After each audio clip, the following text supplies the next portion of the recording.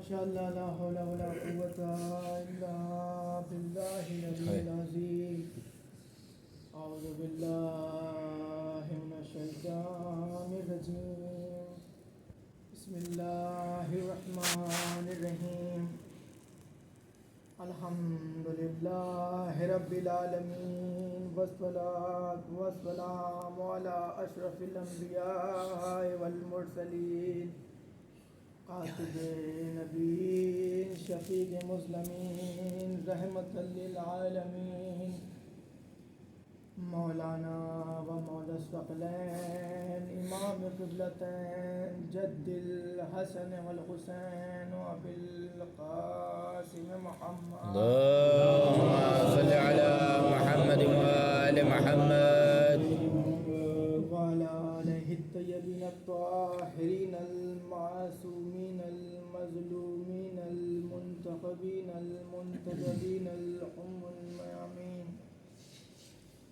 ولعنة اللہ علی اعدائہم وقتلتہم وغاصب حقوقہم ومنکر فضائلہم اجمعین بسم اللہ الرحمن الرحیم انما یرید اللہ لیذہب عنکم الرجس اہل البیت ویطہرکم تطہیرا اللهم صل على محمد وآل محمد عزیزان گرامی، عزیزان محترم، برادران ایمانی، برادران عزیز، ارباب اعزاء، معزز سامعین کرام، زینت فرش اعزاء، بڑی مشہور و معروف آیہ کریمہ جسے کہا جاتا ہے، جس کو آیہ تطہیر کے نام سے جانا اور پہچانا جاتا ہے، جس میں پروردگار عالم یہ ارشاد فرما رہا ہے کہ خدا کا ارادہ یہ ہے کہ اہل بیت رسول تم کو رجس سے دور رکھے اور ایسے پاک رکھے کہ جیسے پاک رکھنے کا حق ہے۔ پھر سے ترجمہ سن لیجئے۔ خدا کا ارادہ یہ ہے کہ وہ اہل بیت رسول تم کو نجاست سے دور رکھے اور ایسے پاک رکھے کہ جیسے پاک رکھنے کا حق ہے۔ میں یہاں پر آؤں، مجھے نماز پڑھنی ہے، سامنے پانی رکھا ہے، گلاس میں، لوٹے میں یا جگ میں، مجھے وضو کرنا ہو، میں کہوں کہ کیا میں اس پانی سے وضو کر لوں، تو آپ کہیں گے جناب پانی پاک تو ہے مگر ایسے پاک نہیں ہے کہ جیسے پاک ہونے کا حق ہے۔ تو میں کہوں گا نہیں کہ بھائی سیدھی سی بات کہیے، یا کہیے کہ پانی نجس ہے یا کہیے کہ پانی پاک ہے۔ یہ کون سی بات ہوئی کہ پانی پاک تو ہے مگر ایسے پاک نہیں ہے کہ جیسے پاک ہونے کا حق ہے۔ عزیزان گرامی، اہل بیت ایسے پاک ہیں کہ جیسے پاک ہونے کا حق ہے۔ مسئلہ کیا ہے؟ دراصل مسئلہ یہ ہے کہ پاک ہم بھی ہیں مگر ہماری طہارت نجاست کے بریکٹ میں ہے۔ پاک ہم بھی ہیں مگر ہماری طہارت نجاست کے بریکٹ میں ہے۔ ہم پیدا ہوئے تو نجس، کسی نے پاک کر دیا تو پاک ہو گئے، مریں گے پھر نجس ہو جائیں گے، پھر کوئی پاک کر دے گا تو پھر پاک ہو جائیں گے۔ عزیزو، ہماری طہارت نجاست کے بریکٹ میں ہے۔ میں روم سے چلا، وضو کر کے پاک صاف ہو کر مجلس میں آیا، مجلس شروع ہو گئی، جوشی خطابت میں میرا ہاتھ چیئر میں کسی ایج کونے میں لگ گیا، خون نکلنے لگا، مجھے محسوس نہیں ہوا۔ اب میرا ہاتھ کرتے پر بھی گیا، پاجامے پر بھی گیا، رومال ہے تو رومال پر بھی گیا، کرتے کا کپڑا بھی نجس، پائجامہ بھی نجس۔ جب میں ممبر پہ بیٹھا तो पूरा पाक था, अब जब उतरा तो नजीस। अज़ीज़ान गिरामी, अहले बैत की रूह भी पाक, अहले बैत का नफ्स भी पाक, अहले बैत का बदन भी पाक। बदन पाक है, इसकी दलील क्या है? इसकी दलील ये है कि ये पैदा ही काबे में हो जाते हैं।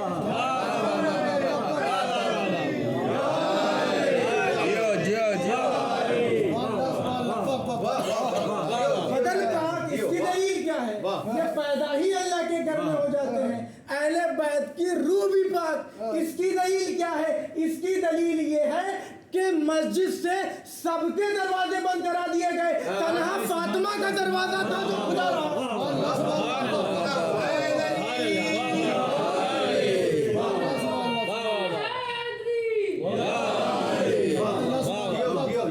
अहले बैत की रूह भी पाक, अहले बैत का बदन भी पाक, अहले बैत का नफ्स भी पाक। इसकी दलील क्या है? इसकी दलील ये है कि खुदा कभी नजिस चीजों को नहीं खरीद सकता, अली का नफ्स खरीद कर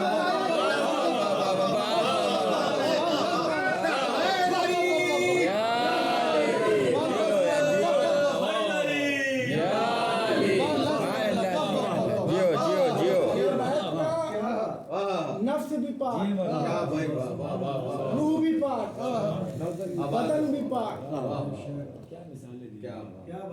इस आये करीमा की मरकज है बीबी फातिमतुज़ ज़हरा सल्लल्लाहु अलैहि वसल्लम।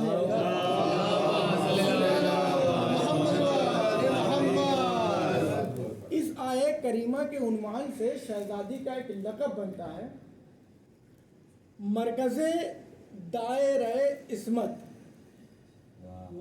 गुनाहों से बचने की कुव्वत जिसे अल्लाह अता फरमाता है उसे इस्मत कहते हैं। आम ज़बान में हम दायरा किसे कहते हैं? सर्किल को।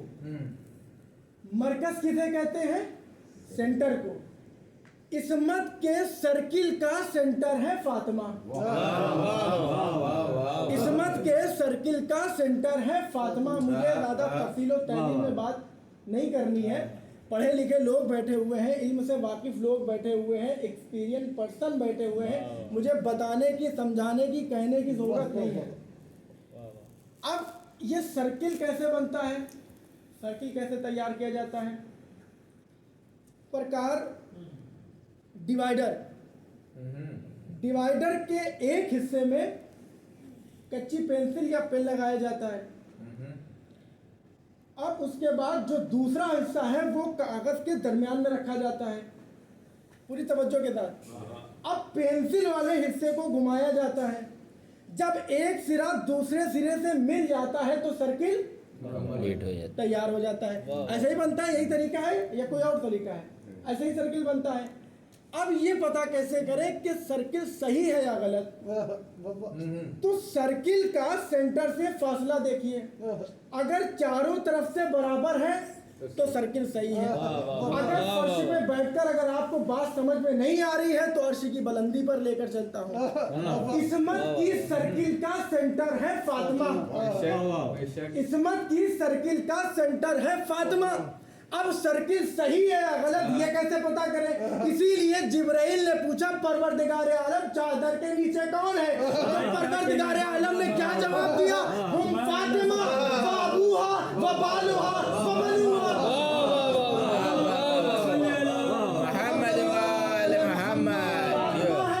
उसका बाप है, उसका शौहर है, उसके बेटे हैं। फातिमा है, उसका बाप है, उसका शौहर है, उसके बेटे हैं। यानी कि परवरदिगारे आलम ने मरकज में रखा बीबी फातिमा को। अज़ीज़ान गिरामी, यहाँ परवरदिगारे आलम रिश्ते नहीं बयान कर रहा था बल्कि इस्मत के सर्किल का सेंटर बयान कर रहा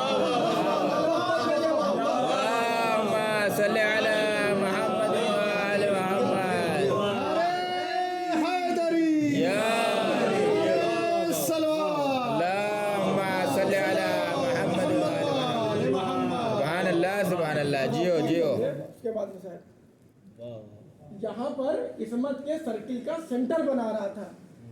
पूछ कौन रहा है? जिब्राइल। जवाब क्या दिया अल्लाह ने? फातिमा है, فاطمہ کا باپ ہے، فاطمہ کے شوہر ہیں، فاطمہ کے بیٹے ہیں۔ پروردگار عالم تو یہ بھی تو کہہ سکتا تھا کہ محمد ہے، محمد کی بیٹی ہے، محمد کے داماد ہے، محمد کے نواسے ہیں۔ پروردگار یہ فاطمہ کو ہی کیوں مرکز میں رکھا؟ تو پروردگار نے کیا کہا؟ فاطمہ ہے، فاطمہ کا باپ ہے، فاطمہ کا شوہر ہے، فاطمہ کے بیٹے ہیں۔ عزیزان گرامی، اس میں نام تو صرف ایک ہے، باقی سب رشتہ دار ہیں۔ رشتہ دار کس کے؟ فاطمہ کے، فاطمہ کا باپ، فاطمہ کا شوہر، فاطمہ کے بیٹے، فاطمہ کا باپ، فاطمہ کا شوہر، فاطمہ کے بیٹے۔ پروردگار یہ فاطمہ کو ہی کیوں مرکز میں رکھا؟ عجب نہیں کہ پروردگار عالم جواب دے، جو میں جانتا ہوں وہ تم نہیں جانتے، میں جو جانتا ہوں وہ تم نہیں جانتے۔ مجھے تھوڑی دیر کے بعد نازل کرنی ہے آیت تطہیر، تھوڑی دیر کے بعد مجھے نازل کرنی ہے آیت تطہیر۔ اس لیے میں نے فاطمہ کو مرکز میں رکھا تاکہ قیامت تک آنے والی نسلوں کو یہ سمجھا سکوں کہ اگر کسی زمانے میں کسی کو یہ سلک سوار ہو جائے کہ آیت تطہیر میں فلاں کو شامل کر دو، آیت تطہیر میں فلاں کو شامل کر دو، آیت تطہیر میں فلاں کو شامل کر دو، تو پہلے ہی دن میں نے فاطمہ کو مرکز میں رکھ کے یہ بتا دیا کہ اگر کبھی آیت تطہیر میں کسی کو شامل کرنا ہو تو فاطمہ کے رشتہ دار لانا، رسول کے رشتہ دار نہ لانا۔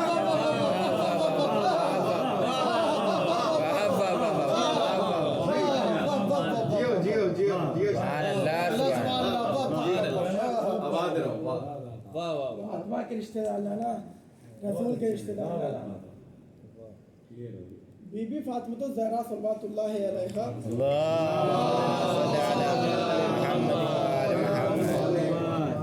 بڑی باعظمت بی بی، بڑی پاک بی بی کہ جس کے لیے باپ کو بھی غرور، ماں کو بھی فخر۔ حضور اکرم صلی اللہ علیہ وآلہ وسلم فرماتے ہیں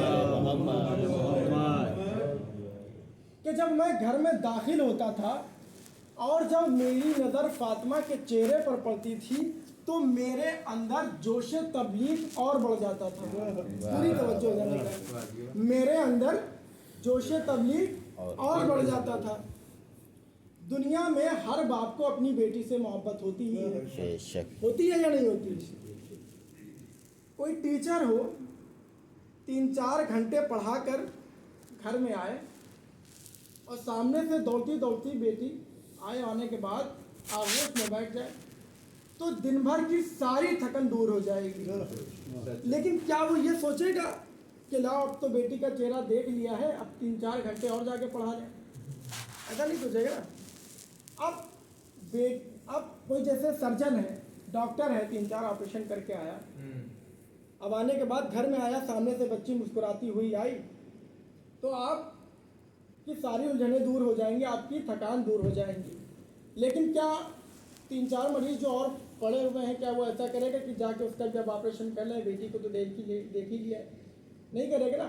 عزیزان گرامی، ذمہ داری الگ مسئلہ ہے، محبت کا بیٹی سے ذمہ داری کا الگ مسئلہ ہے۔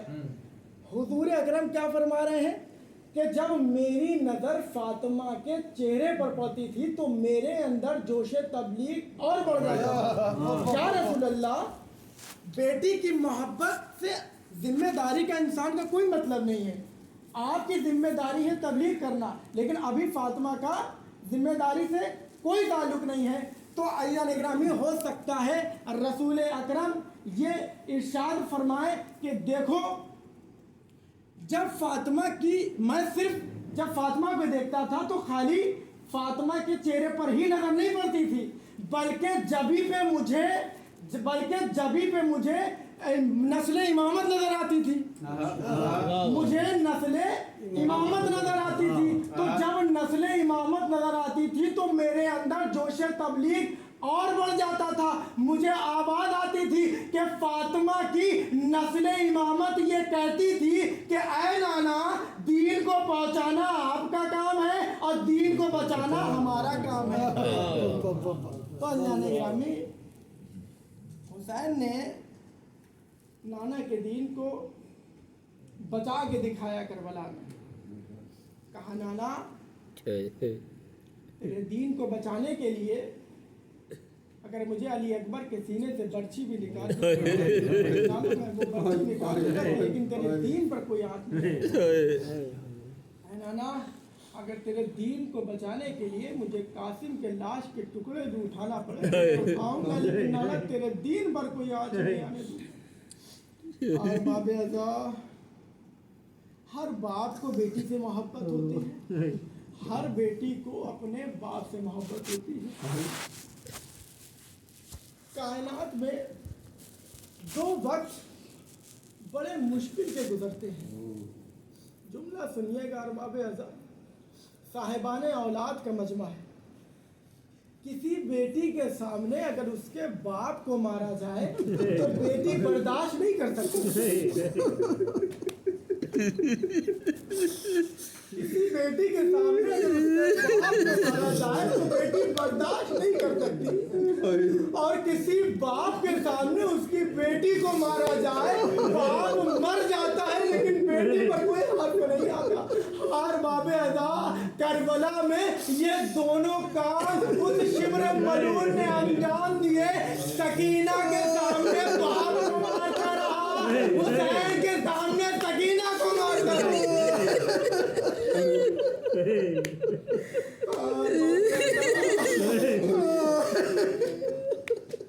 कायनात में किसी बच्ची के सोने के 3 तरीके होते हैं। या बच्चा कमर के बल सोता है, या बच्चा दाहिनी तरफ करवट करके सोता है, या बच्चा बाईं तरफ करवट करके सोता है। हार बाबे अज़ा, शाम गरीबा के बाद सकीना न दाईं तरफ करवट करके सो पाई है, न बाईं तरफ करवट करके सो पाई है। सकीना का ये कान भी जख्मी, सकीना का ये कान भी जख्मी, ना इस कान से खून रुकता था, ना इस कान से खून रुकता था। मेरी तरफ देखिएगा अरबाब अज़ा, ना इस कान से खून रुकता था, ना इस कान से खून रुकता था। अरबाब अज़ा, कायनात की पहली शहजादी है सकीना, जब तक जिंदा रही मुंह के बल ऐसे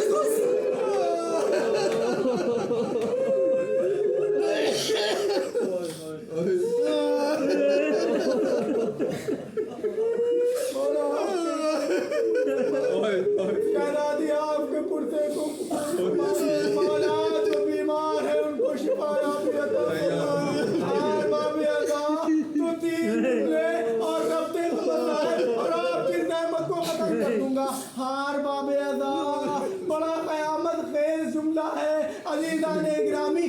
जब 11 मुहर्रम को जनाबे सकीना अपने बाबा के लाशे पर पहुंची है, वो जुमला कहा है जनाबे सकीना ने।